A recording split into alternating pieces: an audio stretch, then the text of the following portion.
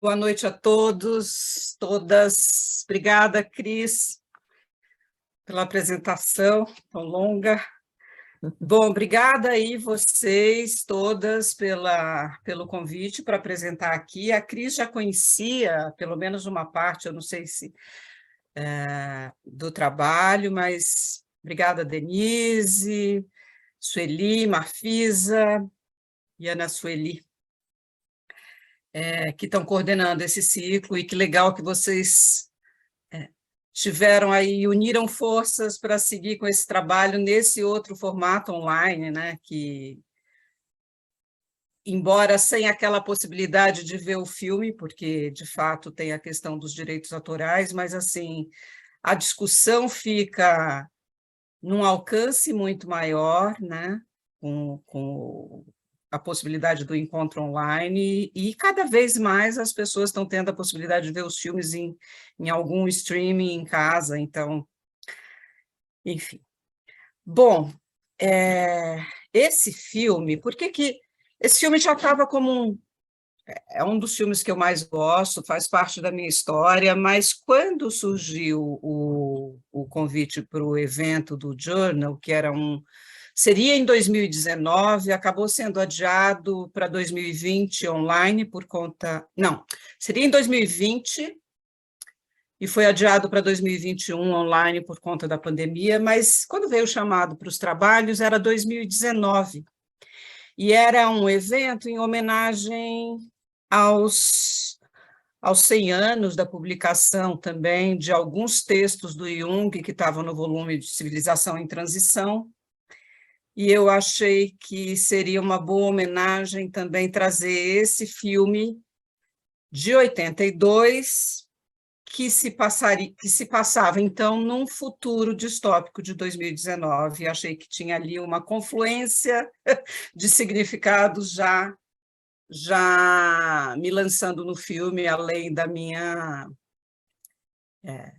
persistente paixão mesmo por esse filme nesses 40 anos. Uma outra coisa que eu fui vendo ao longo do trabalho é que o filme também faz parte de um marco na minha história. Ele foi lançado em 82,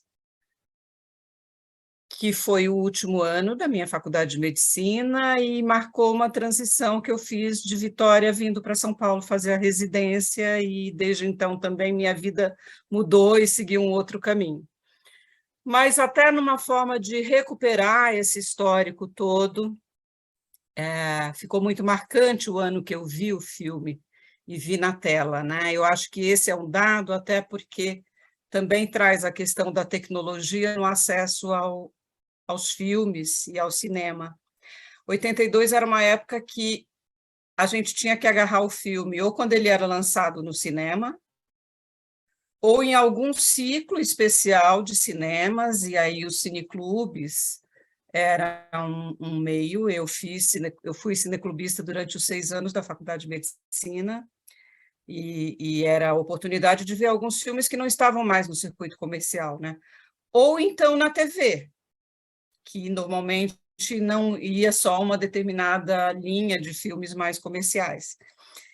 E todo o avanço tecnológico que teve também nesses 40 anos fica uma coisa impressionante, né? Apesar da gente não estar num futuro como é o da Los Angeles de 2019 do filme, mas muita coisa avançou e muita coisa está igual ou pior, não no mesmo formato, né? Então, teve esses fatores aí na escolha do filme que faziam sentido para mim e para pensar num trabalho de um alcance maior, não só sobre alcance maior em termos de considerações, de reflexões mesmo, não só do filme propriamente dito. E aí vem esse filme, né? Logo em seguida a pandemia. Eu já tinha mandado o projeto e, na sequência, a pandemia, o que tornou a nossa vida virtual, online, muito mais intensificada, então, né? E fez mais sentido ainda. O próprio simpósio do Journal acabou sendo online 1 ano depois, por conta de tudo isso. Mas a nossa vida digital também foi muito intensificada. Eu fiz, para a gente conversar aqui, eu aproveitei um pouco da apresentação do simpósio, mas tirando só dados mais relativos ao filme mesmo, as considerações teóricas bem pontuais, para a gente poder conversar também, ter um tempo para conversar sobre o filme. Acho que é um filme que, além de estar atual, como a Sueli trouxe aí no início, muito atual ainda, não envelheceu nada nesses 40 anos, traz questões super importantes, mas também é um filme que é um dos que originou o termo cult movie, porque logo na sequência, por ali, por volta de 82, 83, é que surgem os primeiros VHS, depois os CDs e agora os streamings, né? Onde a chance de poder ver um filme que já tinha passado no cinema ficou também muito mais ampliada, né? E os filmes puderam ser vistos e revistos e cultuados de uma outra forma mais democratizada, mais popular, não dependia de estar em no cinema ou em algum ciclo especial. Então, tem todos esses dados tecnológicos aí na história do filme, mas, assim, ele foi um dos primeiros filmes a serem taxados de cult movie, né? Foi um filme que não fez tanto sucesso na época do lançamento, do ponto de vista comercial. A crítica foi meio dividida, alguns amaram o filme, outros nem tanto. O Ridley Scott, na época, era um diretor muito atacado por vir do meio publicitário e exagerar nessa linguagem. Enfim, na medida em que o filme começou a ser revisto, ele vai ganhando um outro significado, um outro valor, e vai sendo cada vez mais reconhecido, não só como o Marcos colocou aí, o melhor filme de ficção científica, mas como um grande clássico do cinema, não restrito só ao gênero da ficção científica, né? Então, eu acho que ele tem essa importância aí, também de um filme que foi ganhando mais significado a partir do próprio desenvolvimento tecnológico de exibição dos filmes, que é um dado curioso. Eu vou compartilhar a tela aqui com uma apresentação com os pontos. Bom, então aqui o cartaz mais conhecido do filme, né?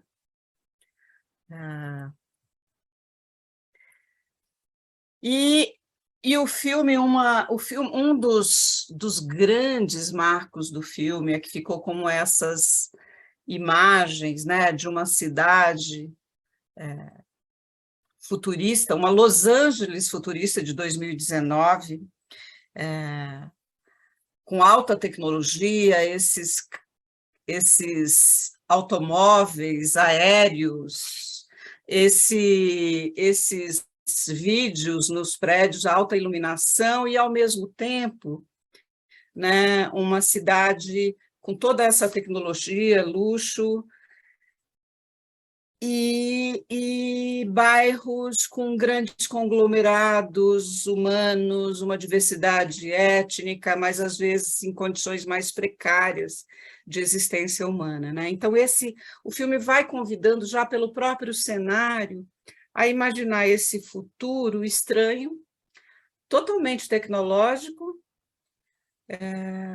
e, ao mesmo tempo, devastado e melancólico, né?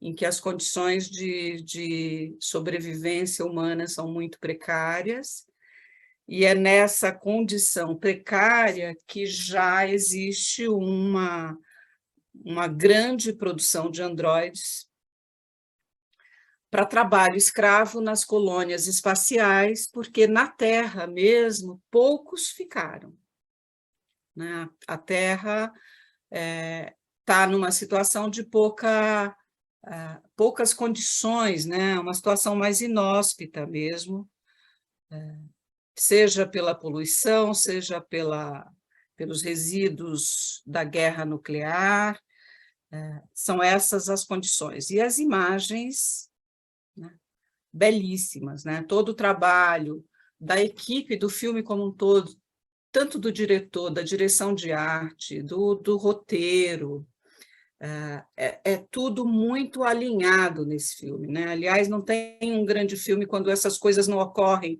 porque o cinema é uma produção de grupo, né? Claro que tem o diretor ali como um regente, um maestro, mas precisa estar tudo muito afinado para essas linguagens irem se comunicando, né? Então, tem esse cenário magistral, né? E dentro desse filme, que então já convida, né, e choca, e ao mesmo tempo fascina por esse futuro tão distópico, né, convida a gente para refletir mesmo, né, sobre questões existenciais, sobre tecnologia, sobre questões ambientais, que desde então só pioraram, e sobre a condição humana. Dos pontos que o filme coloca, e que é um eixo central do livro do Philip K. Dick, não só deste romance, mas de vários outros da obra dele, é que quando ele coloca assim, ele coloca uma questão: o que diferencia um ser artificial de um humano? Né? E uma das coisas que eu tento pensar junto, e acho que a gente pode amplificar também no debate, é como que a obra vai abordar essa questão. Né? Para o autor, e no filme aparece bem essa questão, um dos pontos essenciais da diferenciação de um humano para uma máquina é a empatia. Né? Outras observações: qual o tema mítico emergente? Né? Para mim, pelo menos, o que ficou mais ressaltado, e tem vários temas, dá para fazer, como toda obra de arte, dá para fazer múltiplas leituras, né? Algo bem caleidoscópico aqui. Eu fiz esses recortes até para dar pelo tamanho do trabalho. Né? Então, qual o tema mítico emergente do inconsciente coletivo? Como que a obra retoma o mito? E aqui uma coisa que eu não consigo responder sozinha, mas quem sabe a gente pode pensar que aspectos que podem, então, explicar. Jung dá pistas, né? A gente se apoia nas pistas que ele dá, mas que aspectos que podem explicar o sucesso do filme e o impacto ao longo de 4 décadas.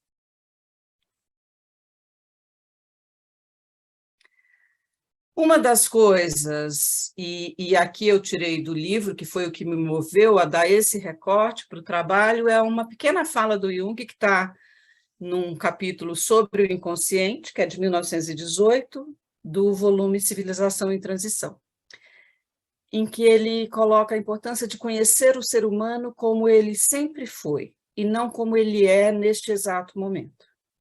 Isso, para Jung, significa conhece-o como mito.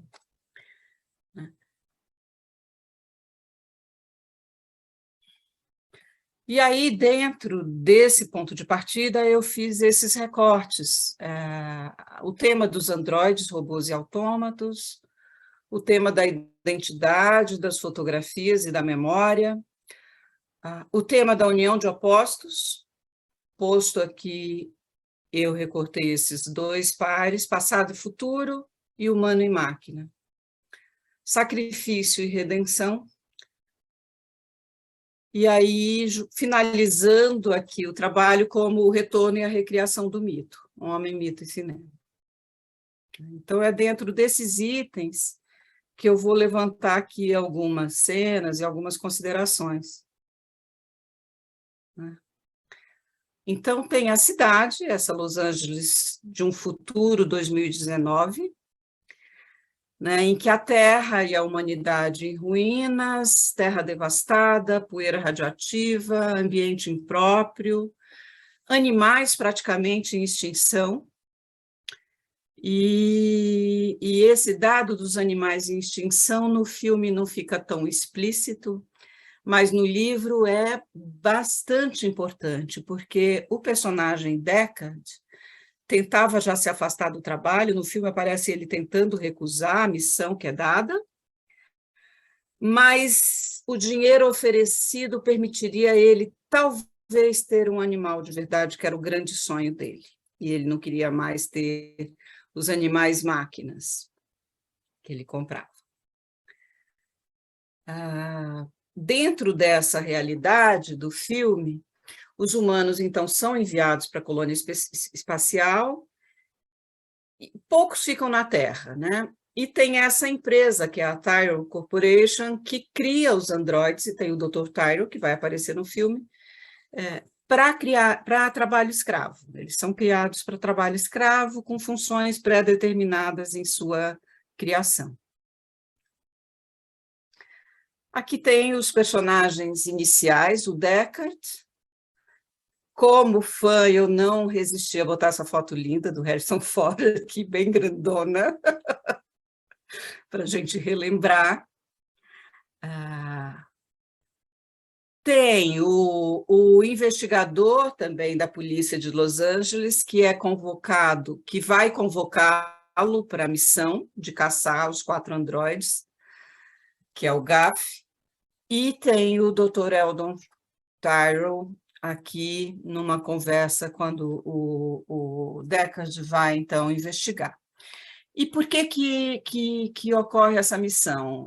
Descobrem 4 androides fugitivos, um deles é pego na própria empresa Tyrell, e ao se colocar no teste, eu vou falar do teste aqui, que é esse aqui, o Leon, ele mata o Blade Runner, o policial que estava investigando, que é esse que está aqui na foto.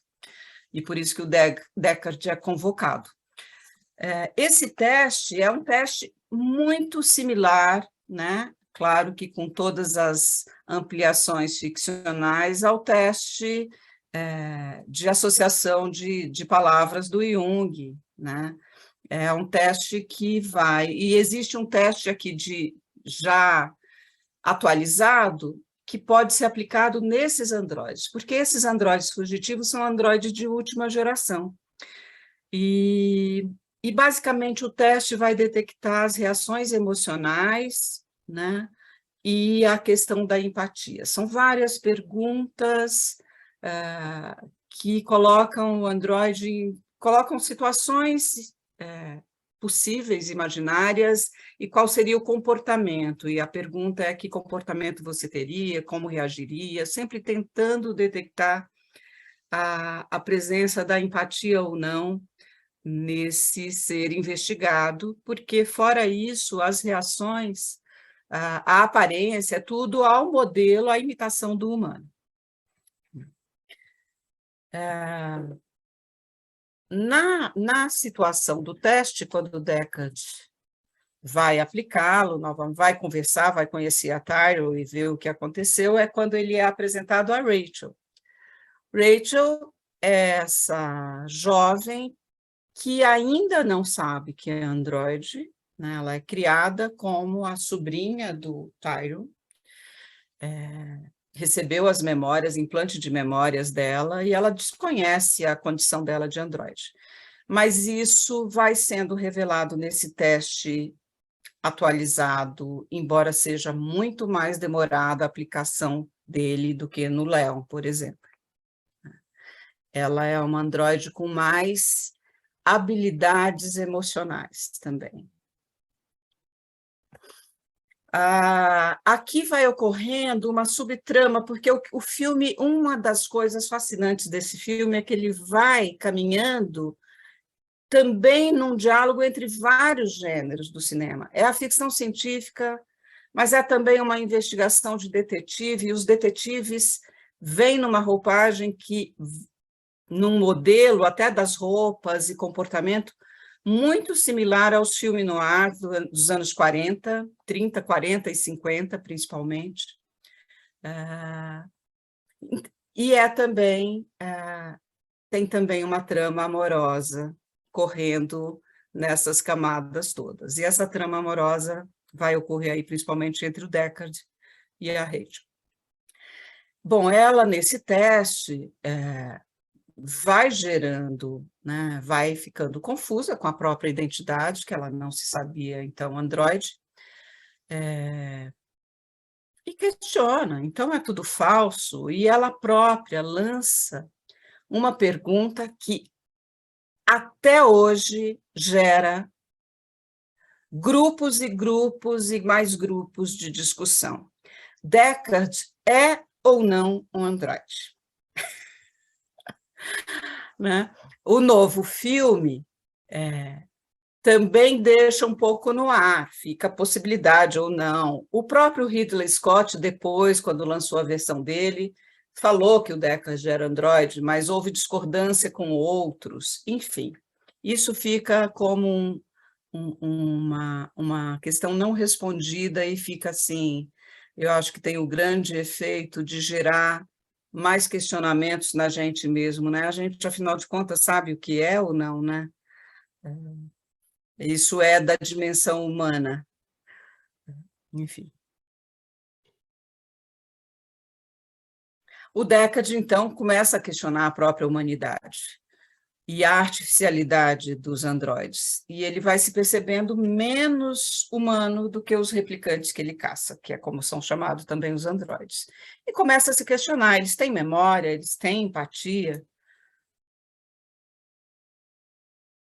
Aqui está o Philip K. Dick, né, que tem uma história bem triste, porque ele chega a participar, colaborando, conversando com os roteiristas, ele concordou com a versão feita para o roteiro cinematográfico, que tem muitas variações do livro, e ele chegou a ver o filme quando ainda estava no copião, antes da edição final, ficou maravilhado, e ele morre um pouco antes da estreia, de um AVC.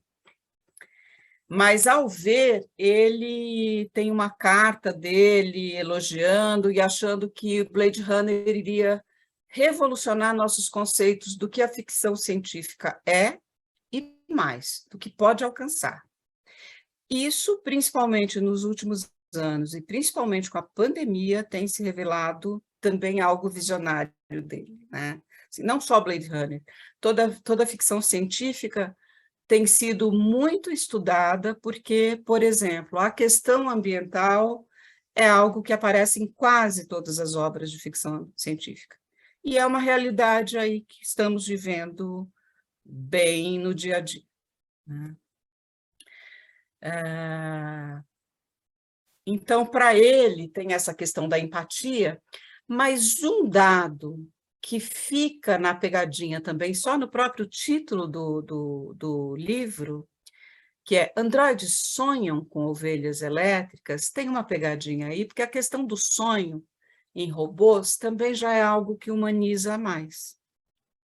E esse tema, pelo menos na cinematografia, aparece claramente no Inteligência Artificial, quando o garotinho robô, no final, consegue se tornar gente de verdade, e pela primeira vez ele dorme e sonha, e aparece também no Eu, Robô.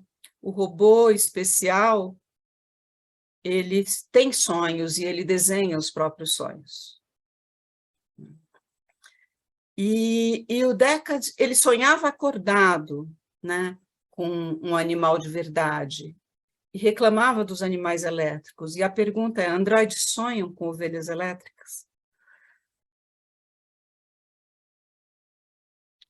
Então, a gente vai entrando na questão, nessa temática, que também é uma temática recorrente, a gente pode dizer, pelo menos na literatura, já tem aí uns 2 séculos, 3, né? A questão de como ela vem aparecendo, né? Já num autor que foi muito lido por Jung, o E.T.A. Hoffmann, tem um conto que se chama Os Autômatos, ainda não era robô, em que aparece o medo dessas figuras mecanizadas e que se moviam com movimentação, mas que pareciam reproduzir características humanas, mas que geravam um sentimento de estranheza.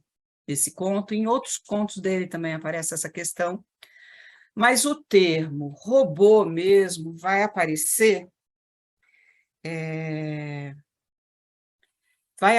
mais, deixa eu ver aqui a data exata, numa peça teatral que foi lançado recentemente a versão portuguesa, finalmente, é uma peça teatral tcheca, RUR, que eram as iniciais de uma fábrica de robôs. O termo robô aparece, né, nesse livro dos irmãos do Karel Čapek, um tcheco, em 1920. E foi uma peça que fez muito sucesso, ela logo foi exibida por toda a Europa, inclusive Estados Unidos, apesar de ter sido escrita originalmente em tcheco. E já o termo robô, que ele queria para encontrar um termo que designasse essas criaturas mecânicas, né, artificiais, veio por sugestão também de um irmão dele, artista plástico, porque robota, em tcheco, quer dizer trabalho forçado. Então, está na origem também, pelo menos literária, do robô, ele ser criado para trabalho forçado, para ser escravo.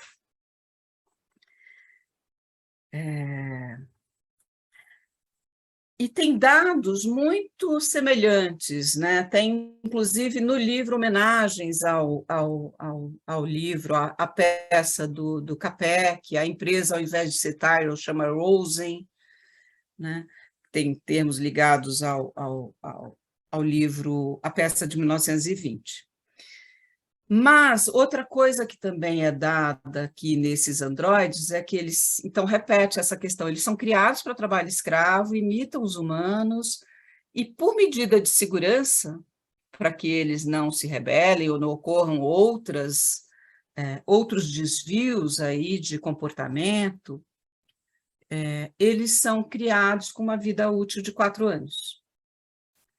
Esses 4 androides aqui, Zora, Leon, Pris e Roy, fogem, se rebelam, matam humanos e chegam à Terra em busca de respostas e de mais tempo de vida.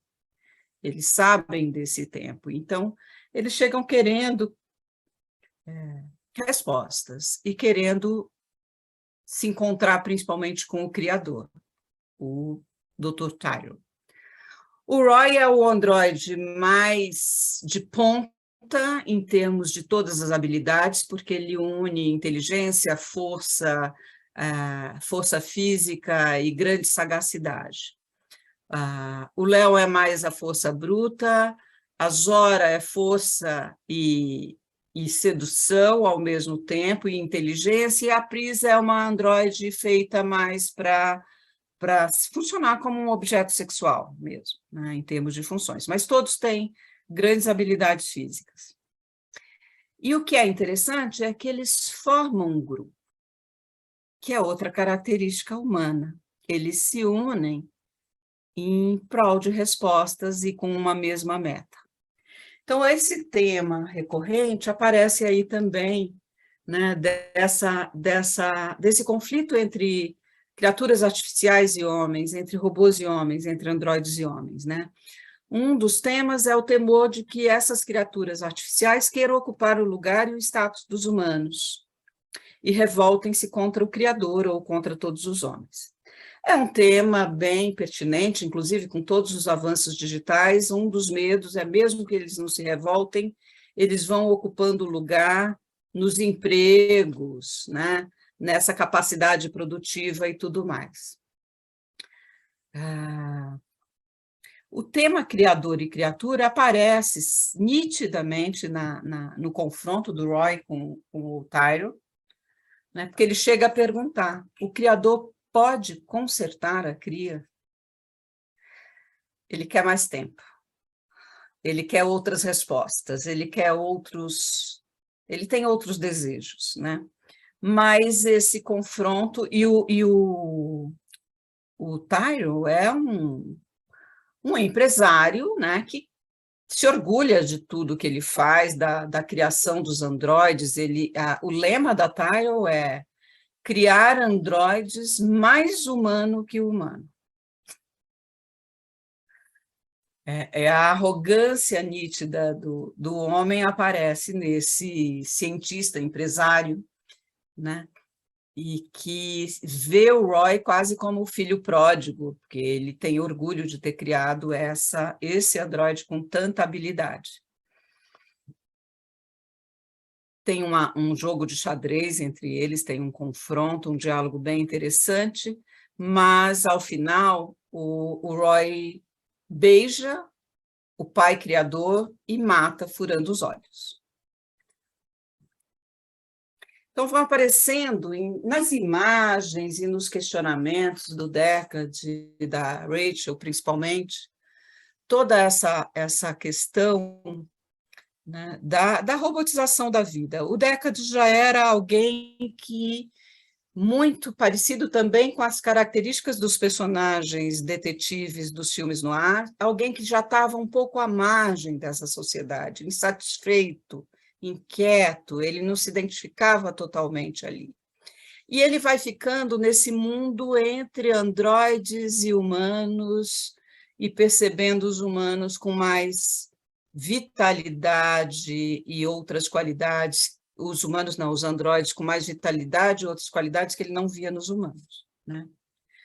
Mas eu acho que o filme vai trazendo também a possibilidade de se questionar algo que a gente vê acontecendo cada vez mais, né? O Jung já apontava isso no início do século, com o excesso de racionalismo, essa unilateralidade da vida lógica, intelectual e um afastamento da natureza humana e das raízes da vida, mas isso foi avançando e crescendo muito, e a gente vê cada vez mais, e isso aparece inclusive nos consultórios, um modo de vida cada vez mais automatizado, né? Assim, a minha hipótese é assim, são os humanos que estão se tornando robôs, não são os robôs que querem se tornar humanos, né? A gente vê cada vez mais humanos vivendo uma vida muito robotizada e esvaziados de sentido e de interioridade mesmo, né? Então, tem esse aspecto que o filme também permite a gente ter grandes ideias e reflexões a partir daí. No livro tem uma fala do Deckard, porque, por exemplo, os humanos já viviam entediados, né? E ele fala, em determinado momento no livro, que alguns androides que ele conhece têm mais energia vital que a própria esposa, que utilizava de doses matinais de uma máquina de humor para retirar o tédio e o vazio da vida. A humanos também, ele questionava de humanos que não se questionavam e obedeciam cegamente como massa. Então, o Deckard estava já com todas essas inquietações com a sociedade em que vivia e vai ficando cada vez mais curioso com esses androides, robôs e autômatos que ele vai conhecendo e vai entrando na vida deles.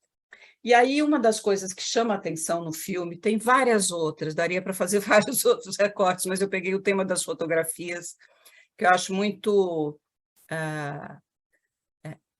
ilustra e metaforiza muito bem essa humanização dos androides. Quando ele vai num dos quartos ocupados pelos androides, ele fica intrigado com um monte de fotografias. Fotografias dos ambientes, dos lugares. Algumas fotografias lembram muito quadros daquele pintor, do Edward Hopper, né? A sala vazia, o cenário mais desolado, solitário. Mas ele vai percebendo esse agrupamento e essas fotografias, memórias e vínculos dessa comunidade de androides vão intrigando o Deckard, né? A minha leitura disso é que essa ênfase nas fotografias traz uma alusão justamente a esse processo de humanização dos androides, né? A memória, ao passado vivenciado, a história do que eles viveram, como se eles precisassem reter nessas imagens isso que está em vias de escapar, porque eles sabem que tem pouco tempo de vida. E eles querem prender mesmo na imagem um pouco do que viveram. Isso aparece muito claramente na cena final, né? Essa possibilidade, então, de materializar a experiência vivida numa fotografia e a fotografia como representação dessa experiência e como resgate e apropriação de uma história de vida. Se tem uma história de vida, tem identidade, né? Vai construindo uma identidade. E a Rachel também vai se questionando disso com as memórias falsas, né? Ela olha para uma foto dela, criança, que no caso não seria ela, seria a sobrinha do Tyrone, com a mãe numa varanda. Tem um momento aí bastante melancólico, né, dela olhando e se perguntando, mas então o que é isso? Que memória falsa? Isso é ela, não é? Né? A identidade vai ficando fugidia nessa experiência. O Deckard, na mesma cena, também olha para um piano recheado de fotografias. Não aparece exatamente o que ele está pensando, mas ele vai olhando com esse olhar intrigado, e a minha leitura é de que ele também, nesse momento, se pergunta se essas memórias são verdadeiras ou não, né? Se ele é humano verdadeiro ou se é um humano falso, como a Rachel. Eu acho que essas camadas aí variadas, né, essa trama de identidade que vai se fazendo em várias camadas, como uma tessitura que vai se fazendo do passado com a memória e com o presente, né, vai permitindo várias leituras também, até do ponto de vista psicológico desses personagens, né, e da gente. Acho que a identidade, como o Jung fala, é algo que vai se construindo, a gente não nasce pronto. E vai se construindo ao longo da vida, não é só na infância e adolescência, né? É um processo de transformação infinito que só acaba na morte, né? E é assim o processo de construção da identidade e da individuação, né? Então vai aparecendo essa união entre a subjetividade, a realidade externa, entre o passado e o presente, permitindo aí um sentido de história à experiência vivida por cada um desses personagens, que eu acho bem importante. E esse laço de união, inclusive, entre o passado e o presente, já vai trazendo outros aspectos que a gente vai comentar mais adiante. Mas esses androides, então, aqui estão duas imagens das fotografias dos androides, né? Assim, esses espaços vazios, né? Eles compartilham desse aspecto que é tão característico da experiência humana, né? A necessidade de se conhecer, de reter a experiência de memória e as suas representações, e, ao mesmo tempo, de se interrogar, unindo presente e passado, perguntando sobre o futuro, existindo num tempo, num espaço, tecendo a identidade e se conscientizando, né, de si mesmo e da própria história. Nada mais humano, né? Por isso são tão apaixonantes. E a gente vai alinhando, então, com o terceiro recorte, que é essa união de opostos, que vai surgindo no filme o tempo todo, enquanto passado e futuro, humano e máquina. Né? O humano e máquina vai aparecendo na trama, na relação entre os personagens que se formam. Passado e futuro permeia todo o filme, né? Toda a direção de arte, do cenário, à música, ao figurino dos personagens, tudo está interligado, como o filme vai tratando esse tema sem precisar falar dele. A gente vê, a imagem fala, né? O filme, a imagem cinematográfica vai falando, se movimentando, com luz e sombra, com a música de fundo, etc. Mas aparecem esses contrastes, né? A alta tecnologia da cidade com regiões vazias, em ruínas ou superpopulosas e precárias, né? A alta tecnologia em contraste com as condições ambientais precárias, o luxo e a pobreza.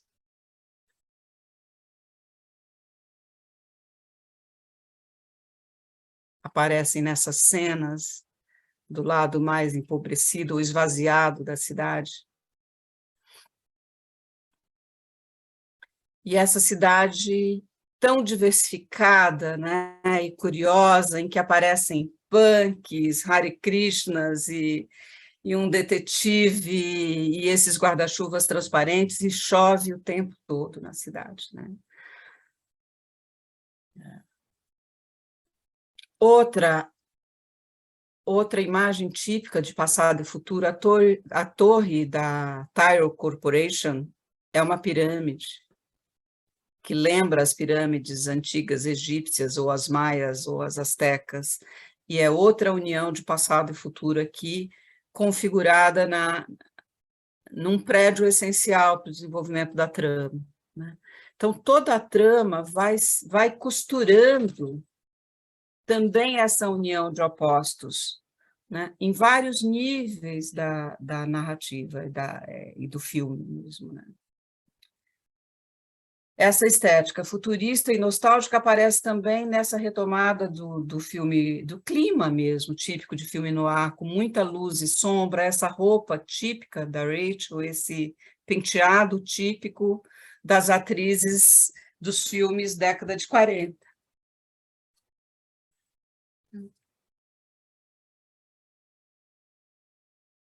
E isso vai sendo costurado nos mínimos detalhes do cenário. Se a gente quiser, a gente fica horas pegando cada detalhe que está no apartamento do Deckard, ou da Rachel, ou da Tyrell, e está cheio de peças que foram colocadas ali, não à toa, né? Mas alinhando com essa concepção do filme e com essa ideia que permeia todo o filme. Então, essa mistura de gêneros, né, ficção científica, filme noir, o tratamento estético, que foi considerado assim, o início dessa estética pós-moderna também no cinema, faz sintonia total com o tratamento do tema. E aqui é um tratamento pensado, estilizado, na linguagem da arte cinematográfica, né? Velho e novo se unindo e comunicando algo. E isso tem um impacto e tem uma força. Então, esse passado e futuro, humano e androide, formam, para mim, esse par principal, trabalhado em forma e conteúdo, e essa narrativa cinematográfica vai recriando, assim, nos mínimos detalhes, e eu penso que essa forma tão bem trabalhada, forma e conteúdo tão alinhada, que dá toda uma atmosfera especial para o filme, né? Que encanta, que traz um encanto, e essa é uma das hipóteses, para mim, do sucesso tão grande desse filme ao longo das que foi crescendo ao longo das décadas, né? Porque já tem uma temática aí de um casamento de opostos, mas também de uma união pertinente à existência humana, passado e futuro, e retornar à própria história, sendo vivenciada para o espectador durante ao assistir o filme, né? E isso é passado também dentro dessa carga da arte, né? Sem necessariamente precisar do discurso. Uma outra cena forte de união desses opostos, né, aparece quando o Roy, na cena final, ele vai tirando a roupa, fica só nesses shorts, ele pinta o rosto com o sangue um pouco da Pris, mas depois da mão dele, ao se cortar, ele uiva ou ruge como um animal, como um lobo, quando vai se preparando para o duelo final com o Deckard, né? Assim, dentro de uma perspectiva do que esse androide de última geração, moderníssimo, vai para um modelo mais ancestral de existência humana, quase que um homem das cavernas lutando numa floresta, né? É como se aqui tivéssemos o tempo todo essa regência de Janus como Deus que olha para o passado e olha para o futuro, né? O Deus romano, e que o Jung considerava uma das imagens possíveis do que ele entendia para o inconsciente, né? O inconsciente aponta para o passado e aponta para o futuro. O inconsciente coletivo tem o tempo todo esse funcionamento. É atemporal, por isso circula em todas as etapas.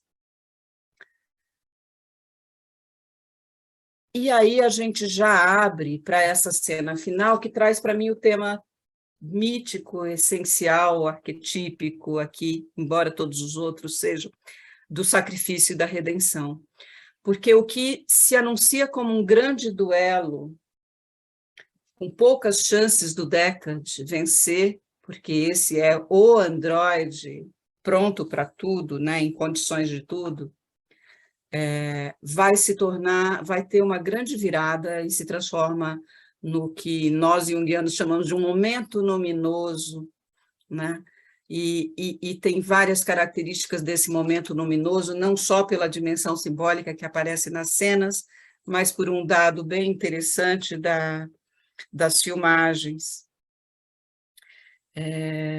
Nesse confronto final, que esse ritual se inverte, e no ponto que o Deckard estava para cair, o Roy salva, né? E esse ritual, que seria um ritual de morte, de destruição e extermínio do humano, se transforma numa espécie de ritual de celebração da vida, né? Em que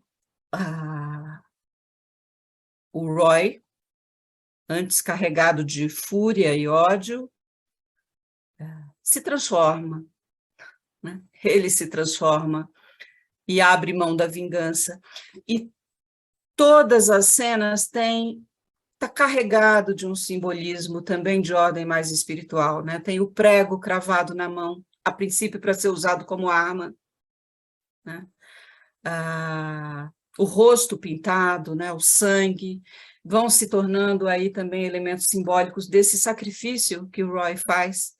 Ele não sacrifica a vida porque ele sabia que ele ia morrer, mas ele sacrifica a vingança, ele sacrifica a vontade de poder, a vontade de domínio, né? E além disso, tem essa pomba que ele pega na cena final e que se eleva e vai dando, com certeza, toda uma grande potência de espiritualidade mesmo, né? Assim, de um momento sublime do filme.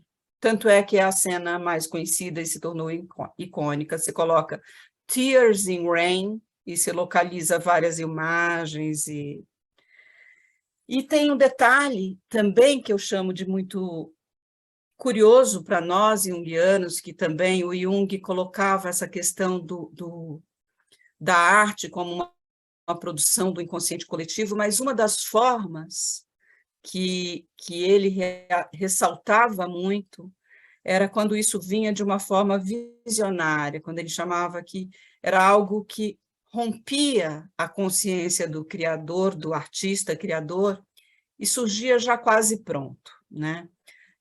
Essa cena, essa fala tão famosa foi improvisada na hora pelo ator, pelo Rutger Hauer. Não estava no roteiro.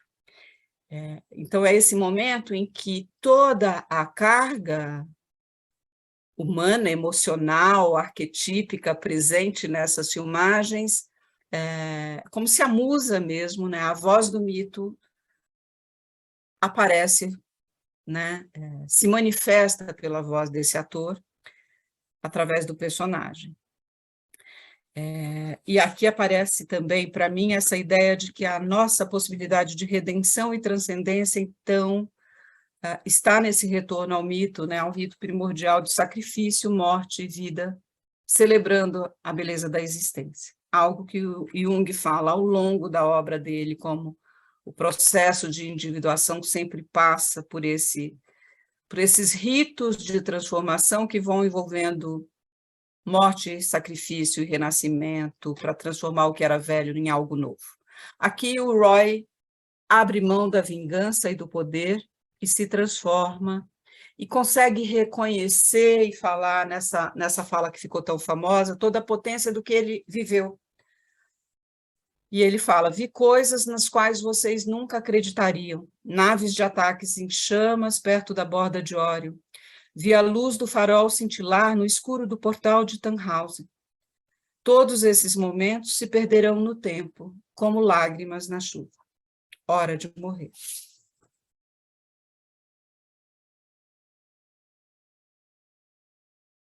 Então, aqui fechamos os 4 pontos a serem discutidos e vamos caminhando para a discussão, né? Para a conclusão. Mas acho que o detalhe de ter surgido essa fala só no improviso já traz para a gente algo que acontece em alguns filmes e que trazem essa carga talvez aí luminosa de alguns filmes, que assim, vai ocorrendo e vão ocorrendo situações e alinhamentos que fogem do script, né? E que surgem justamente dessa união, ou do diretor com uma determinada atriz, ou dos atores, ou de algo que acontece momentaneamente e que brota na cena e rompe na cena. Claro que teve todo um trabalho de produção, né, com tudo isso de cenário, mas é muito curioso que uma das cenas mais conhecidas seja a que não estava no roteiro, a que não estava planejada. A fala, né? A cena estava planejada, a luta estava planejada, o pombo estava planejado, mas essa fala, especificamente, é quase que um poema que sai pronto da boca do ator. O que traz essa dimensão mais luminosa, né? Como se algo transcendente ultrapassa a barreira da consciência. Então, a gente concluindo, né, uma das coisas é essa questão de que a distopia, e isso virou corrente nos últimos tempos, deixou de ser exclusividade da ficção, né? A gente caminha para momentos em que a gente duvida se a humanidade não caminha para a extinção, como os animais do livro, a vida vegetal e animal, e o próprio planeta, né? E, nesse sentido, a própria obra de arte cumpre também uma função visionária, como Jung dizia, né? Ela capta e traduz para o coletivo aspectos do espírito da época, né? Essas questões já estavam lá, já estavam até antes de 82, né? Mas junta, reúne, traduz numa forma, em novas formas, em que pode comunicar mais, antecipando e problematizando temas, antevendo, então, possíveis saídas e mobilizando a consciência coletiva, né? De certa forma, acho que o filme cumpre muito bem essa função, se a gente pensar o quanto ele continua tão vivo, tão potente, 40 anos depois, né? Não é qualquer filme que consegue isso. E aí, enfim. Mas, como aqui é uma apresentação mais informal, eu fiz, Cris, uma brincadeirinha.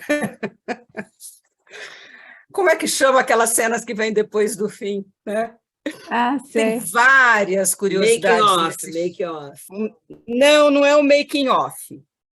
São as curiosidades. Aquelas Não, cenas as cenas que aparecem depois do que aparecem depois. E, então, tem várias, mas eu coloquei só uma. Eu usei a questão, uma delas no trabalho mesmo, já no fim, mas aqui eu quis juntar. Essa é a primeira cena que aparece o Deckard, né? Quando o outro cara, o outro investigador, vai procurá-lo para cumprir essa missão. Ele está lendo um jornal. É muito curioso, que aqui é outra cena de passado e futuro, né? Porque a essa época, hoje ninguém mais lê jornal, assim, quase ninguém, né? Mas lá nesse futuro maravilhoso está o Deckard lendo um jornal, nesse monte de neon, mas a manchete é sobre fazendas na Lua, Farming the Moon. E um outro passado e futuro, aqui se a gente volta para o passado, para a nascente do cinema enquanto cinema de fantasia, de ficção, a gente vai para esse filme que é de 1902, do Méliès, que também traz já ali, antecipando, né? Porque o cinema surge pelos irmãos Lumière, mas eles pensavam no cinema como uma fotografia em movimento, como algo mais para o uso documental. E o Méliès, que era ilusionista, compra um cinematógrafo e começa a fazer filmes para criar ilusões, para fabular, para fantasiar. É o início do cinema, como ele ganhou mais espaço no mundo, esse cinema que a gente conhece, seja de entretenimento, seja de fantasia, seja de grandes obras de arte, ou tudo isso junto, como esse, né? Mas, nesse filme, a Lua é a meta da viagem, e uma das cenas mais conhecidas, o projétil, Esse filme está no YouTube, tem vários curtas do Méliès que estão totalmente disponíveis no YouTube, aliás, recuperados pelo Scorsese, que é um grande apaixonado pelo cinema e colocou muito dinheiro na recuperação desses filmes, porque muitos deles foram queimados, né, estão extintos. Mas o Projétil no Olho da Lua, para mim, recria essa relação com o cinema, que é a conexão erótica e amorosa de tecnologia e imaginação. Porque o cinema é um produto dessa mistura. É tecnologia e imaginação, né? Que cria o cinema e que o cinema devolve para a gente também como algo que vai fertilizando e alimentando cada vez mais a nossa imaginação ou as nossas reflexões. Então, o alvo do beijo são os olhos da imaginação, e as imagens em movimento do cinema povoam nossas imagens interiores numa eterna e fértil relação. A outra coisa é que aqui também é um casamento, né, de símbolos mais masculinos e femininos, o projétil, a tecnologia, o que vai como uma meta em direção, e a lua como esse grande símbolo do feminino, do inconsciente, do mistério. Então, e o filme começa com o nosso Deckard olhando esse jornal. Então, era isso. Era essa a brincadeirinha da cena final, para a gente poder conversar. Esses pontos foram os pontos que eu coloquei. É claro que tem inúmeras outras leituras possíveis, né? E aí vale a pena ouvir vocês, eu estou aqui querendo ouvir também.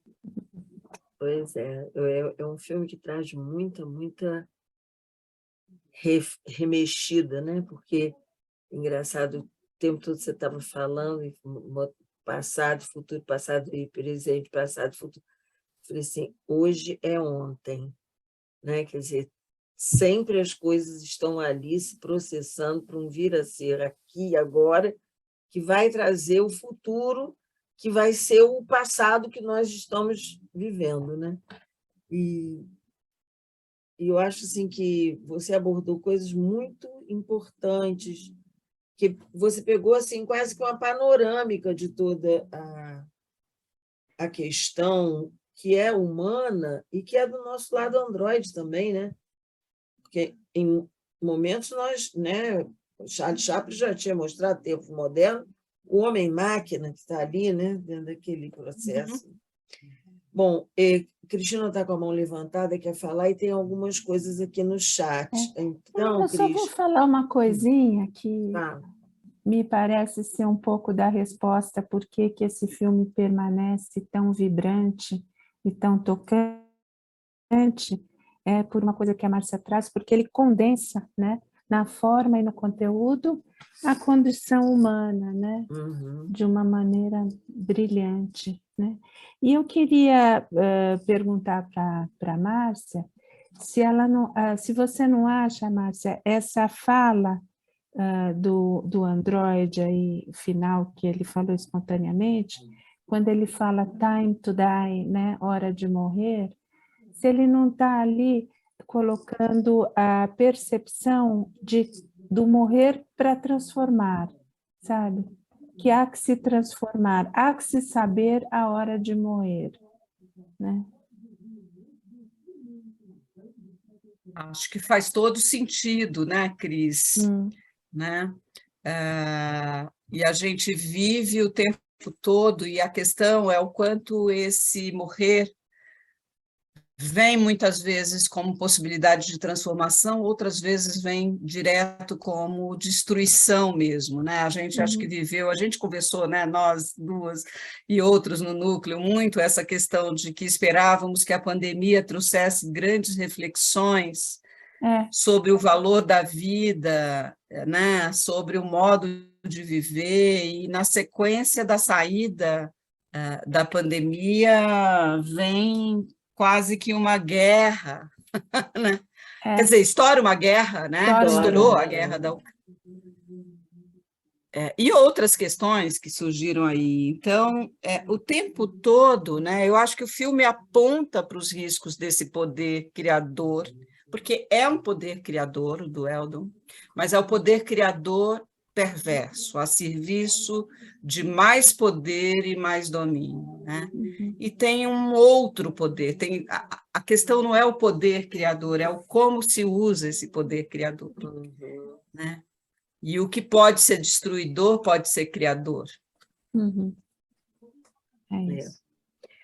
Aqui no chat tem uma fala, essa eu vou deixar por último, que é para o Marcos, mas eu vou falar da Marion Nunes, que diz assim: a ficção seria um método de ensino como nas tragédias gregas, mas o fetiche da técnica nos fez educados no sentido da aceitação da tecnologia como a resolução de todos os males. Consequentemente, por mais mal-estar que a cultura nos cause, continuamos aceitando a própria atmosfera representada em Blade Runner ou em outras distopias, como, por exemplo, Matrix. Podia falar um pouquinho sobre isso, Márcia, porque eu acho que ela tocou num ponto muito legal. Eu estou procurando aqui no chat para ler.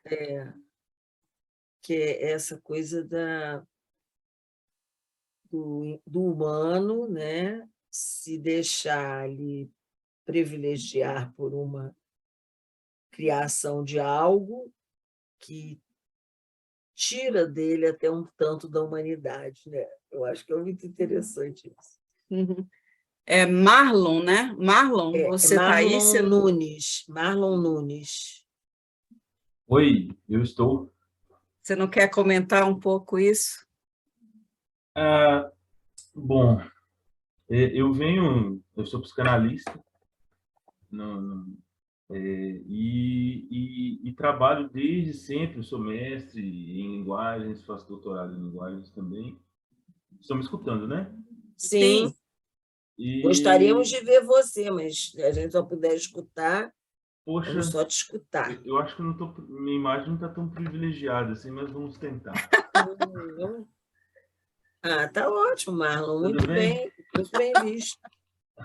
E assim, desde sempre assim, né, de um tempo para cá, eu venho pesquisando essas questões do orgânico e inorgânico. Sou um apaixonado pela ficção científica, desde a literatura até o próprio cinema, e vejo de um tempo para cá que a ficção ela poderia nos servir como um alerta, digamos assim, justamente para tudo isso que a professora Márcia tem colocado aí. Sim. E mais de um tempo para cá eu estou visualizando de uma outra forma, porque a gente está tão fetichizado, seduzido pela magia da técnica, da tecnologia. E quando eu coloco tecnologia, não estou colocando somente os aparatos, os dispositivos cinematográficos, mas talvez até os próprios mecanismos da escola tradicional, digamos assim, burocráticos, etc. e tal. Que nos tira, ideologicamente, de talvez uma suposta realidade. E a gente acredita fielmente num ideal tecnológico. E não existe esse ideal, né? E a gente vai se aprofundando. Acho que a Márcia comentou também que o filme discute justamente isso, que nós, humanos, é que estamos nos tornando máquinas. Né? E aí a gente vê vários exemplos. Poxa, não sei se eu estou exagerando, não estou falando que são todos, mas a gente vê, por exemplo, em alguns exemplos aí de que existem pessoas ligadas, quando eu coloquei a questão do faustismo também, né, dos elementos fáusticos na imagem do cientista, ali, que existe em todas as ficções científicas praticamente, e no Blade Runner não é diferente, tem o cientista ali também que entrega a alma, digamos assim, ó, ao demônio tecnologia em busca de um conhecimento único e verdadeiro somente. E a gente vê muito isso na imagem do médico, desde o Fausto, né? O mito, não sei se posso falar alegoria, o mito do Fausto, nessa entrega apaixonada, doentia para o conhecimento tecnológico, científico, né? Porque o científico não deixa de ser tecnológico, assim como o tecnológico não deixa de ser científico. Esse é um tema recorrente também, né? E a gente tende, na psicologia junguiana, a considerar esses temas que se repetem ao longo de épocas, né, como manifestações de imagens e questões arquetípicas, né? Aqueles que dominam o conhecimento vão tentar usá-lo, né? Existe algo que é do desejo de conhecer mais e se aproximar dos deuses. E existe algo que é a arrogância humana sempre castigada, porque isso é uma híbris, né? É um querer ultrapassar uma linha de medida que é dada desde sempre para os humanos, né? A não tentar imitar o poder que é divino, criador. Então, isso aparece em mitos, aparece, né? Desde Prometeu acorrentado, se pensar na mitologia grega, a história de Prometeu, que tenta roubar o fogo dos deuses, e roubar o fogo é roubar a luz, e é roubar essa possibilidade de se produzir mais coisas com fogo e mais conhecimento, já está aí essa questão que é um conflito humano desde sempre, né? Vai aparecer muito depois nos médicos, né? Tem o Fausto, tem o Frankenstein, né? Curiosamente, a gente pensa no monstro chamado Frankenstein, mas Frankenstein é o nome do médico, né? E não é só é um grande ato falho mesmo se reconhecer, se chamar o monstro de Frankenstein, porque ele acaba cometendo uma monstruosidade, o médico, né? Tem depois Jekyll e Hyde, enfim. Vai aparecendo nesse cientista com um desejo de conhecer humano e criador, e até certo ponto, numa medida que pode trazer avanços, a questão está na arrogância, no ultrapassar a medida. Aí vem a queda, e aí vem o castigo. O Dr. Frankenstein é bem narciso também, né? Mas, então, assim, nesse sentido vem trabalhando, e você Sim. colocou a figura do médico, e é aí que eu ia chegar, né? Os contratos com os laboratórios, né, de medicamentos, as várias cirurgias não necessárias, e etc., né? Ou as operações, por exemplo, das modelos orientais para competir no mercado ocidental Parece de isso, modelo, né? Tem muita é que coisa aí, nesse... Marlon, acho que essa é uma questão que vai aparecer em todos os níveis de conhecimento e desenvolvimento de tecnologia, né? Seja na área médica, na área da saúde, na área de armamentos, na área da química, na área ambiental. O tempo todo tem essa possibilidade da perversidade e da corrupção, que também é do humano, né? E essa sede de poder. Agora, vai se permitindo ter vários recortes. Acho que tem mais pessoas aqui, tem uma... Eu não sei quem que está coordenando aqui os chamados, tem uma mão levantada, duas mãos levantadas aqui. Tem três. Eu estava esperando vocês fecharem esse ponto aí, que eu acho que era um ponto muito importante, para a gente, então, pedir ao Gabriel que, por favor, traga a sua colaboração. Então, só agradecer a vocês todos pela oportunidade e poxa, magnífico a explanação sobre o livro. Obrigado. Obrigada. Muito obrigada, Gabriel. Agora, que bom a gente estar vendo o Gabriel, beleza. Boa tarde. Então, uma coisa que eu queria trazer, que eu acho que faz o filme também tão relevante, assim, desviando um pouco da questão da tecnologia, eu acho que traz muito também o pensamento de Descartes, né? Aquela questão do penso, logo existo, né? Porque acho que desde sempre uma das questões humanas é essa busca do existencialismo, né? O que comprova a minha existência, né? O que comprova eu como um ser realmente que existe, né? O que comprova que isso não é uma simulação, né? Um filme que passa com experiência, né? Que eles falam lá, né? Dos sentimentos. E eu acho que isso se trata muito bem no final do filme, quando ele pega o Decker quando ele está caindo, porque no começo tem toda aquela questão da tartaruga, não sei se vocês lembram do filme, que ele fala assim, tem uma tartaruga de ponta cabeça, você ajuda a levantar ou não? Então, assim, quando ele pega o Decker lá de cima, você tem essa questão também da empatia, né? Porque Sim. ele realmente dá essa reviravolta. Então, assim, eu pessoalmente sempre fiquei extremamente desconfortável assistindo filme de inteligência artificial, porque para mim, assim que a gente chegar nesse ponto de inteligência artificial, eu já não vou ter certeza mais da minha existência, que acho que até hoje não sei, né, se a certeza realmente existe ainda, né? Então, essa questão do penso logo existo, acho que inclusive uma das mulheres lá, um dos replicantes acaba apresentando essa questão assim, também penso logo existo. Então, A acho que Pris isso fala. acaba tornando o filme extremamente relevante, além do avanço tecnológico. Tem o penso, logo existo, mas tem também o sinto, logo existo, né? A empatia vem como uma outra forma que não vem pelo pensamento, né? Vem pelo sentir. Marcos, você agora com a sua... E, aliás, Marcos, antes de você falar, tem uma lembrança aqui da Roseli Pereira, que ela diz assim: há muito tempo atrás, vi uma análise do filme O Sexto Sentido com o professor Marcos Fleury. Muito legal. Que tal um repeteco? Aí, turma, a gente já pode botar aí na nossa próximo prosseguimento, sem né? dúvida. Beleza. Então, vamos lá, Marcos. Sem dúvida. Bom, vou falar? A Roseli quer falar um pouquinho. Pode ser? Pode, fala rapidinho, que o Marcos não vai ficar esperando.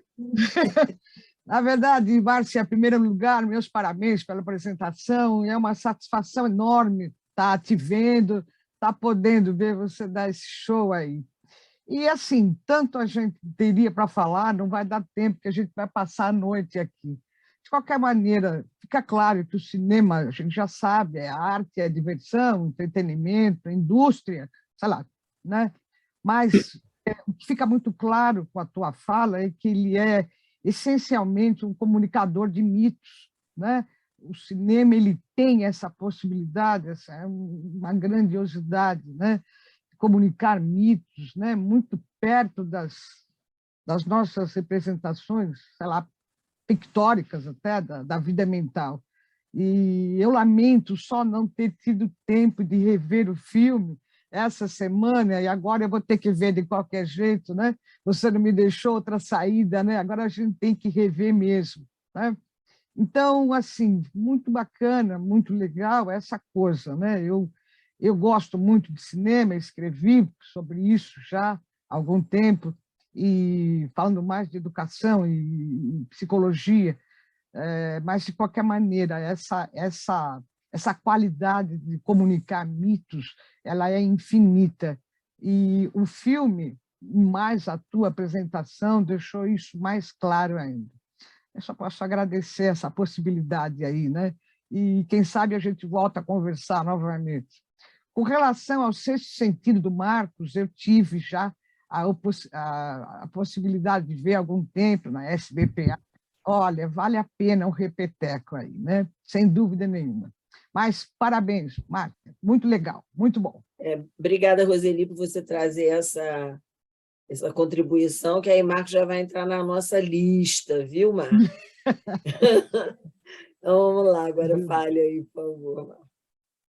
Bom, Márcia, muito bom te escutar e fazer esse recorte aí tão interessante desse filmaço, né? E bom, eu queria fazer três, acho que comentários um pouco assim gerais que foram me ocorrendo quando você estava falando, né? Talvez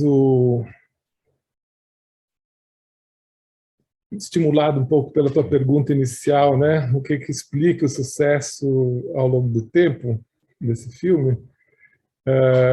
Eu acho que não tem uma resposta, tem muitas, né? Mas assim, algumas coisas que me ocorreram, talvez seja para a gente pensar um pouco, não só a partir dos anos 80, mas talvez pensar o século XX, de uma maneira geral, como um século de aceleração, né, do desenvolvimento tecnológico, né? Talvez o século que mais ilustrou o Fausto, né? O mito do Fausto. Vamos lembrar que o Fausto nasce junto com o capitalismo, né? Ou seja, no final do século XV para o XVI, e as histórias dos Faustos não pararam mais de aparecer na literatura. Todos os grandes escritores, passando até como personagens mais tímidos, até como Fernando Pessoa, também escreveu o seu Fausto, Thomas Mann, enfim, muitos Faustos, ou seja, eles vão crescendo e ficando mais pertinentes, né, à medida que o século XX avança, em que esse limite da tecnologia parece não ter limites, a não ser quando ele se volta contra, talvez, o próprio homem e as perspectivas de destruição do planeta, a bomba atômica. E aí a gente chega, talvez, em 80, quer dizer, o livro é de 68, né? O livro é de 68. E é curioso, sempre me chamou a atenção como é que essas ficções acontecem num arco de tempo, de futuro muito curto, né? 2019 é nada, né? Sei lá, a gente talvez deveria datar alguma coisa para daqui a 500 anos, mas acho que a gente não tem nem coragem de imaginar 500 anos. Então, o Blade Runner 2 se passa 30 anos depois do Blade Runner 1, é 2049, né? Mas eu diria, 1980, né, a década de 80 é importante quando o filme aparece, porque também questões no mundo muito dramáticas acontecem, né? Em 89, queda do Muro de Berlim, em 91, o fim da União Soviética, as utopias políticas, né, socialistas, comunistas, vão para o beleléu, vem um mundo de dominação tecnológica e neoliberal. Nessa época, o filósofo italiano Franco Berardi escreve um livro chamado Depois do Futuro, né, em 2009. E essa ideia de depois do futuro, né, é uma coisa que acho que desafia a nossa fantasia, né? Temos um futuro, porque todo o mito fáustico é desenvolvido na ideia crescente de nós termos um futuro, né? Os ideais iluministas, revolucionários e tal, pregam a vida, um novo homem, um novo futuro, e as tecnologias propõem isso. Até que a gente vê aquele cartoon que todo mundo já conheceu, virou um meme, né? Que tem aquela representação do homem, do macaco, até o homem atual, e o cara lá na frente chega, gente, volta que deu merda, né? Ou seja, nós avançamos, né, tecnologicamente a um ponto de que ela se inverte e o futuro, como o Franco Berardi escreveu nesse livro, né, a ideia de um futuro acabou, a gente não confiamos mais numa ideia de futuro. Então, Marcos, mas eu acho que esse futuro linear não é o futuro pensado por Jung, que é urobórico. O futuro só pode surgir voltando para trás e recomeçando tudo de novo. Essa é a ideia de desenvolvimento junguiana, né? A coisa linear que vai sempre num crescente não faz parte da concepção de mundo e de homem do Jung. Sim. Só tem futuro com morte e com fim, para renascer. É essa a ideia de futuro. É o que se constrói depois do fim. Aliás, Depois do Fim é um livro que saiu aí recentemente.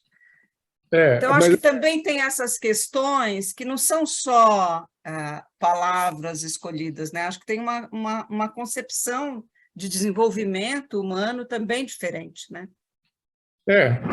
Agora, eu acho que a ideia dessa circularidade que o Jung pensa, etc., ela, na verdade, ilustra uma dimensão mitológica e tal, mas a ideia da híbris, né, do erro, do engano, da perda da medida, do enlouquecer, né, também faz parte das nossas possibilidades, né? Por isso, o século XX é o século que vai num crescente, numa enxurrada de dias, né? A gente poderia, em outro momento, falar, por exemplo, do Matrix, que é outro filme icônico. A gente tem o Yuval Harari, com o livro dele, o Sapiens, falando de todas essas possíveis inversões, né, distópicas, onde a máquina, sim, vai dominar o homem, né? Marcos, eu preciso te interromper, porque você me trouxe uma coisa muito legal. Você falou tecnologia, Fausto, e agora falou híbris, né? E tem uma frase do Sócrates, que eu acho que Sófocles, que é visceral agora. Quer dizer, nada que vem de grandioso para o ser humano ele não vem sem uma maldição. Claro que a tecnologia não é maldita, e sim o que nós podemos fazer com ela, né? Então, aí a Márcia fala de que o fim é o começo, é a morte, essa transformação mesmo, né? Porque se a gente chegar num ápice, vai ter o crepúsculo dos deuses aí, né? Quer dizer, vai cair de qualquer maneira, nós vamos ter que começar tudo de novo.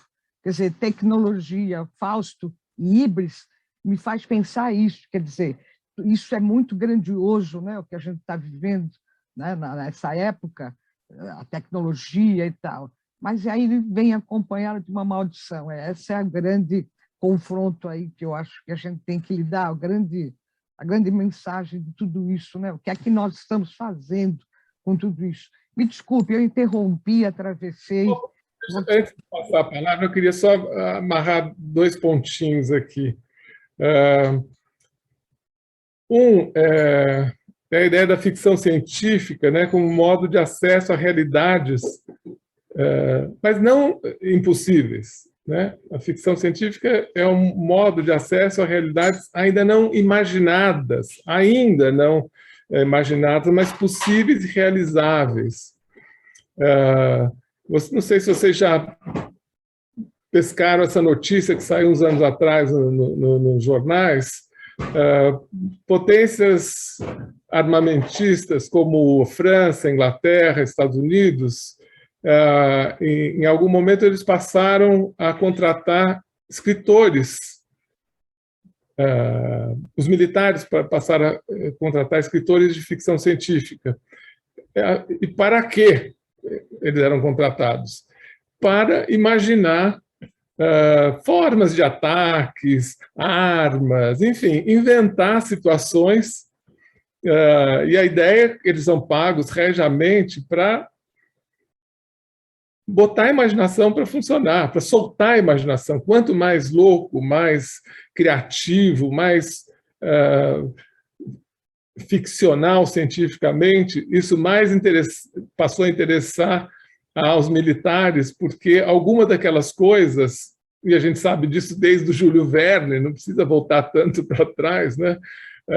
Que essas ficções se tornam realidades. Então, tem uma esperteza, né, militar tentando usar a imaginação dos escritores para pescar fragmentos de um futuro através do qual eles possam se beneficiar. E, para terminar, depois a gente pode comentar mais coisas, mas eu gostei do recorte que a Márcia fez das fotografias. Essa história que as fotografias constroem memórias, identidade, essas coisas todas, né? E os androides, isso não está no livro, né? Mas o filme explora bastante isso, como a Márcia mostrou, essas fotografias. E as fotografias são como olhar no espelho, na verdade, não é? A gente se olha no espelho, a nossa sociedade, pelo menos a partir de um certo tempo, passou a se olhar cada vez mais no espelho, e hoje a gente não olha só em fotografias do passado, mas há um consumo violento de selfies, fotografias, né? Que é uma coisa, é uma experiência curiosa. A gente já tem esse apêndice tecnológico que é o telefone celular, né? Que é um instrumento que nem o Fausto chegou a sonhar com uma coisa tão poderosa como essa, né? Quer dizer, um acesso quase infinito a informações, conhecimentos e prazeres, né? Mas essa ideia tão icônica hoje de fazer selfies em todos os lugares, né? E as pessoas já não sabem se elas são o que elas são, se elas são um eu real ou um eu digital, né? Tira uma selfie, vê como ficou, tira de novo, faz um ajuste, depois põe nas redes e as pessoas talvez já não saibam, já se confundam, né? Entre a imagem máquina de si próprias, né? Com uma imagem talvez insegura de nós mesmos, né? Nesse processo de fotográfico compulsivo, né? Há um desespero anímico talvez nesse processo aí. Mas é isso, depois a gente continua. Mas, Marcos, eu vou pegar só um pouquinho disso que você falou para um fato real. Antes da pandemia, eu fui assistir o desfile das campeãs. Minha filha me levou para ver o desfile das campeãs. Eu comecei a ficar muito incomodada, porque nós estávamos naquelas frisas bem embaixo, assim, chovia barbaramente, mas dava para a gente ficar. Eu comecei a ficar incomodada, eu falei, gente, esse pessoal não está vendo o desfile. As pessoas estavam à frente nossa, numa frisa mais perto, todas de costas, tirando fotografia, a escola passando, o desfile acontecendo, e elas... Então, eu acho que essa coisa narcísica é o grande perigo que nós temos confrontando aí, que eu acho que o Blade Runner traz também isso de uma forma muito magistral. Marfisa, você.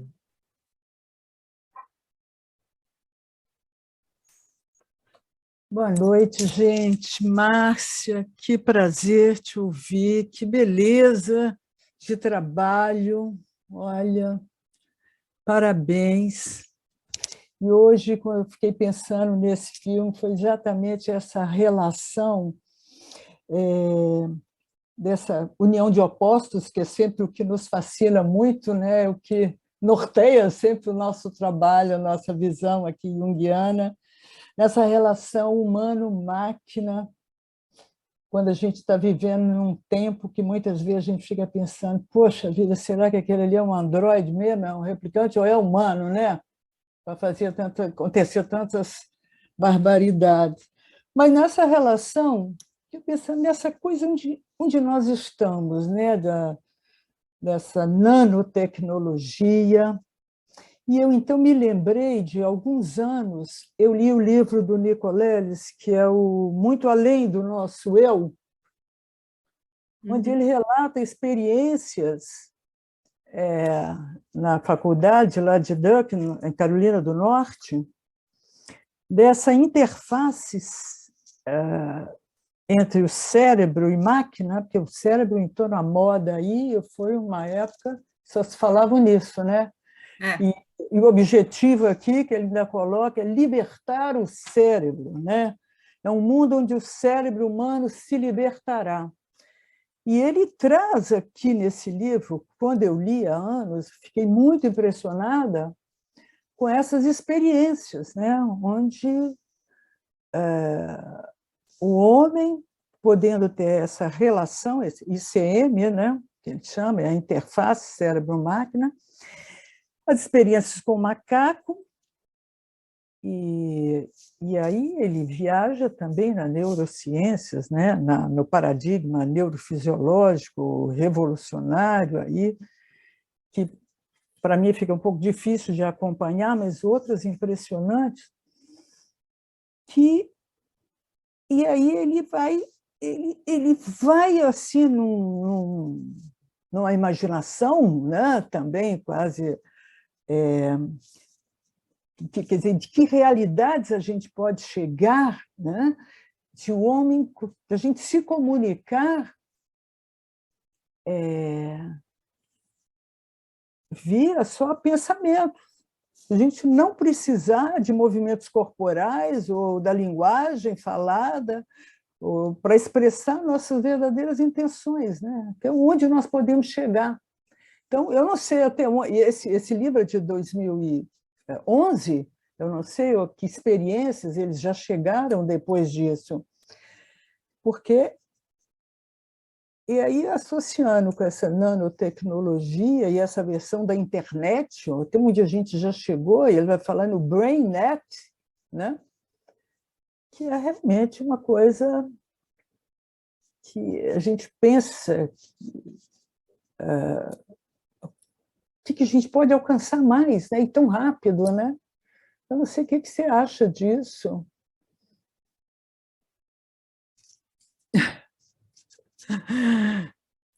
Eu acho que quem tem... essa questão está muito presente, né? E o tempo todo tem a luta entre bem e mal vai acontecendo também em todos esses níveis, né? O usar por boas causas ou más, e a gente não tem controle disso mesmo, né? Eu acho que traz grandes avanços, mas também grandes destruições ou riscos, né? O tempo todo tem esse poder perverso. Mas tem a hipótese de uma união homem-máquina, né? O Blade Runner 2049 traz uma personagem que é a filha dos dois, a filha de um androide com uma humana. E eu acho muito curioso porque ela é exatamente a pessoa responsável por criar e fabricar implantes de memórias. Então, aponta aí uma possibilidade, né? Mas o mundo de Blade Runner 2049 é mais terrível ainda, mais destrutivo ainda, apesar desse... que eles consideram o milagre, né? O milagre é o fruto que surge do casamento, né, dessa união homem-máquina, que no caso foi a Rachel e o Deckard. Mas que é um fruto muito frágil. É uma jovem que vive numa bolha porque ela tem uma vulnerabilidade para continuar no planeta Terra. Então, aponta como isso que surge daí, mas muito frágil.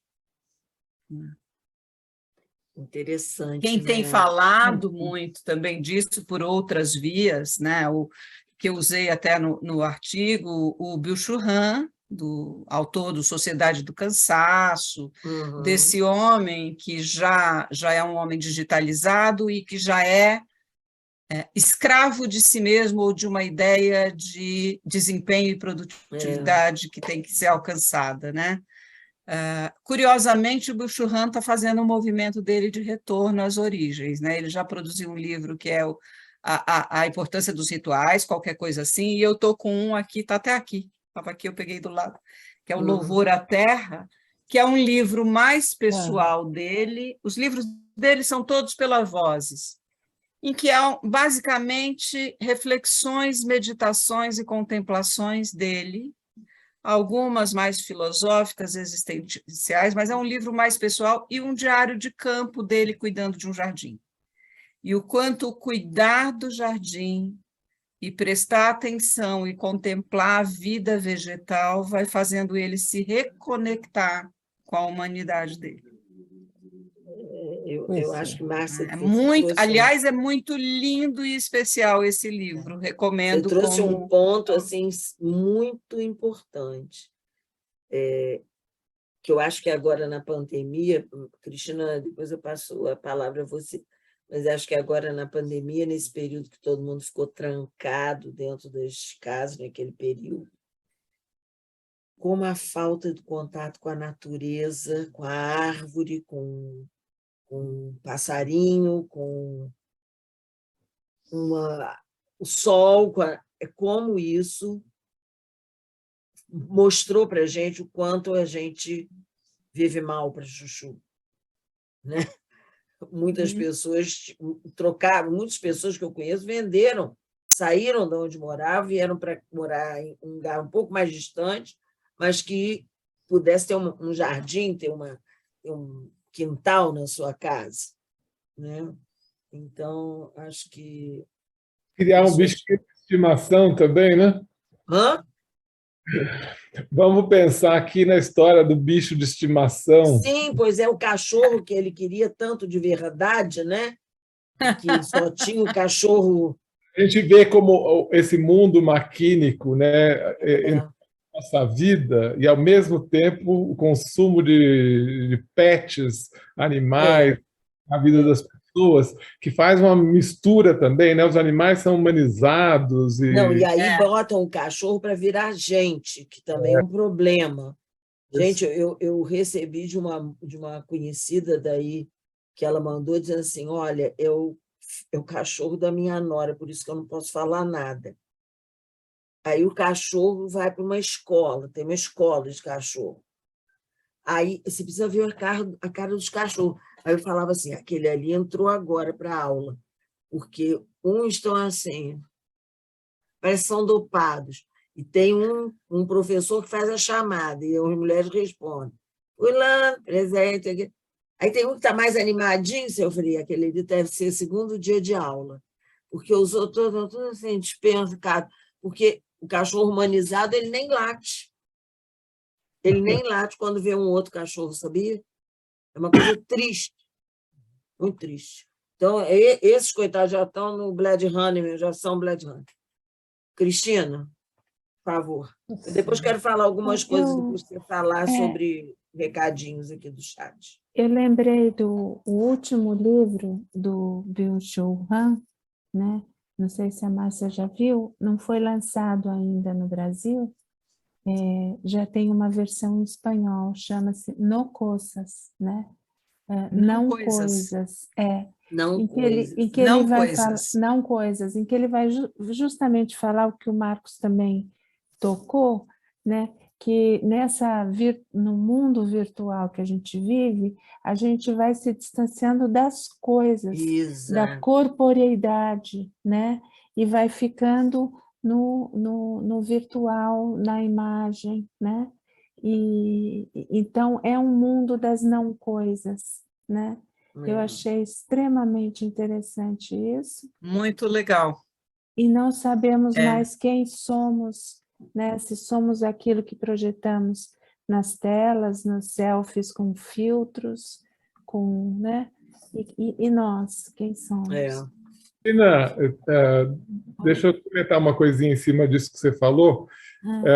Outro dia, eu estou conversando numa sessão com um paciente, eu fiz uma observação, né, do mundo digital e passivo, né, que explodiu nesses 2 anos aqui de pandemia. Sim. Eu queria fazer aqui essa observação, porque acho que é pertinente em cima disso que você falou. Eu perguntei para esse paciente, você gosta de cinema? Eu gosto. Antes da pandemia, quantos filmes você assistia, em média? Ele parou, pensou, ele não é um cara ligado no cinema, mas ele respondeu, eu vou ao cinema todo mês. Ia, né? Ao cinema todo mês. Eu ia ao cinema todo mês. Uma vez por mês? Uma vez por mês, às vezes 2, com alguma regularidade. Então, em média, eu falei para ele, você assiste, em média, 3 horas de cinema por mês. Por mês.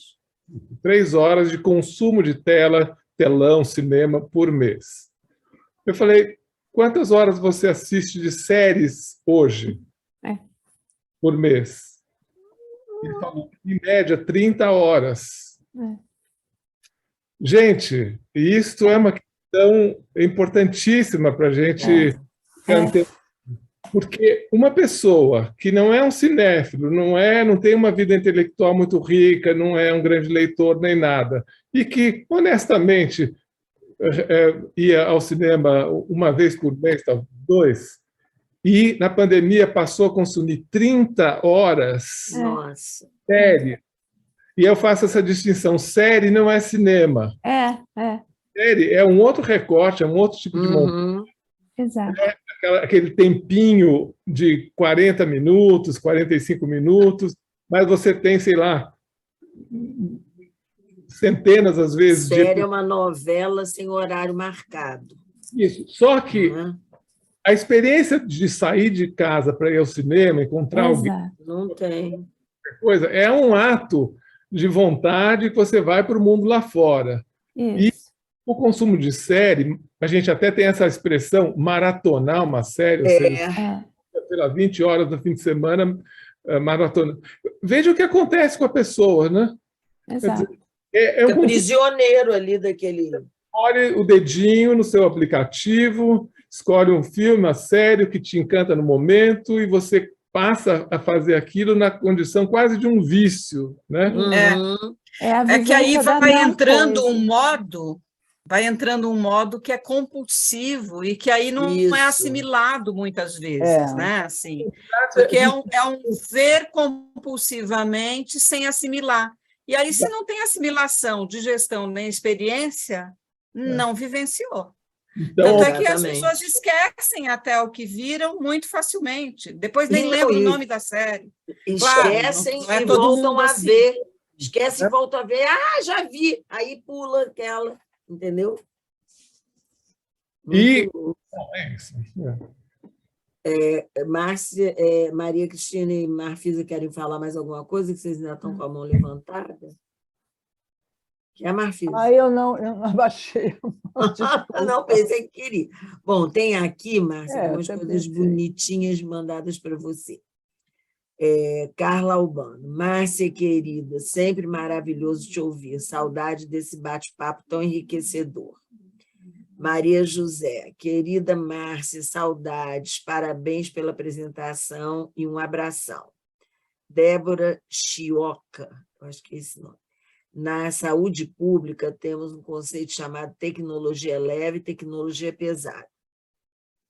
A tecnologia leve está na atenção básica e está mais relacionada com as habilidades dos profissionais de saúde. À medida em que aumenta a complexidade de tecnologia, diminui as necessidades das habilidades da tecnologia leve. Mas o custo é maior e o acesso da população é menor. Assim, a tecnologia pode ser entendida como um fator que pode aumentar a desigualdade social. Muito importante isso que ela está trazendo, né? Aí, Fábio Moraes. Pensamos na Neuralink, a empresa do Elon Musk, que já testou sistemas de melhorias implantando uma tecnologia de um chip no cérebro. É a tecnologia infiltrando uma AI, entendeu? Isso é inteligência artificial, para a transformação da consciência, homem-máquina. Gente, isso aí, a gente está falando da tecnologia, mas vocês se lembram, há muitos anos atrás, se lembra das lobotomias que eram feitas com a ideia, né? Não era de implantar, mas a ideia de tirar algo que daria uma organização de adaptação melhor àquela pessoa, e as pessoas transformavam em robôs, né? É muito interessante isso. Márcia Bottini também diz obrigada pela oportunidade de acompanhar tantas reflexões, precisei sair agora, boa noite. Edmeia Ganem diz, Márcia, muito bom te rever e ouvir, parabéns. Miriam, Márcia, te conhecer e dessa forma, com tanto conhecimento, grata por tudo, boa noite. Márcia Moura, deve ser psicologia e ficção científica no antropoceno. Ecologia e ficção. Eu passei eu vi que tinha algumas que... pessoas interessadas em ficção científica e sábado, às 9 da manhã, o horário é meio ingrato, na livraria Reserva, do cinema, Reserva Cultural, uma amiga minha, que é escritora de ficção científica e outras coisas, a Ana Rusch, e pesquisa ficção científica no antropoceno, vai falar junto com outro pesquisador que é da área da psicanálise, mas que também está pesquisando esse tema. É um debate Bacana. na livraria do Reserva Cultural. Bacana. E aí tem o livro Louvor à Terra, qual é o autor, aí botaram o nome do autor, que eu não vou nem falar, porque é em Churran. E obrigada, belo trabalho, Márcia, parabéns e obrigada. Isso foi a Fabiana, Roseli, aí é Fábio Sanches, Um Mundo de Imagens que Não É Imagético. Thaís Mendes, obrigada, reflexões muito interessantes. Solange Diuana, parabéns, muito obrigada, maravilhoso. Aí a Fábio Sanches volta, obrigado por visitar com as lentes da psicologia analítica um filme que marcou minha adolescência, beijos. E tem uma fala que foi passada logo no início da Ana Su, pedindo desculpas, que ela entrou, ficou só um pouquinho, ia ficar com a câmera fechada, que ela estava exausta, porque além de ter trabalhado desde muito cedo, ainda tem que fazer um atendimento de emergência. Tá? Mas eu acho que valeu hoje para esse resgate de algo que não é tão antigo, mas que está tão presente e que o tempo todo... Gente, porque você está falando, Márcia falou desse filme, eu não sei se vocês já assistiram, tem no Prime da Amazon, a história do Fernão de Magalhães, que fez a primeira, né, viagem de circunnavegação em volta da Terra. Cara, aquilo é que era coragem, o resto é figuração. Gente, o homem sai, ele não tem nada concreto, ele só tem cartas náuticas de alguns que viajaram, e ele tem a certeza que ele vai descobrir um outro caminho para as Índias, que não fosse aquele que os portugueses já dominavam e controlavam, e não deixavam ninguém para lá, né? Olha, vale a pena assistir, porque é fantástico, a série não é uma coisa grande, e quem faz o papel do Fernando Magalhães é o Rodrigo Santoro, está excelente. E o que faz o navegador que ele tira da prisão para ir com ele é o mesmo rapaz que fez o professor da Casa de Papel, que também é um ator maravilhoso. Mas, olha, aquilo é que é coragem, sabia? Navegar é preciso. Viver não é preciso. Olha, vocês não... que coragem! Eu ficava olhando e falando assim, minha Nossa Senhora, como é que essa gente era corajosa?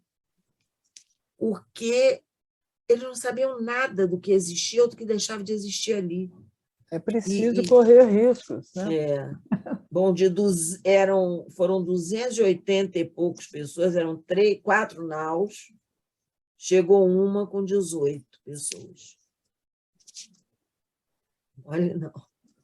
Então, eu digo, Blade Runner traz aqui, a gente tem isso o tempo todo na vida da gente, né? Márcia, eu queria agradecer muito, adorei, foi um filme marcante para mim sempre.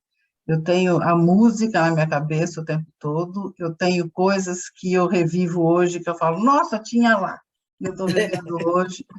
E isso é fantástico, acho que é muito simbólico, acho que é por isso que ele é tão presente hoje na nossa vida. Queria te agradecer, foi ótimo.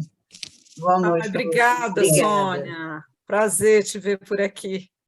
Foi muito bom. Eu acho que foi um prazer enorme nosso trazer a Márcia, né?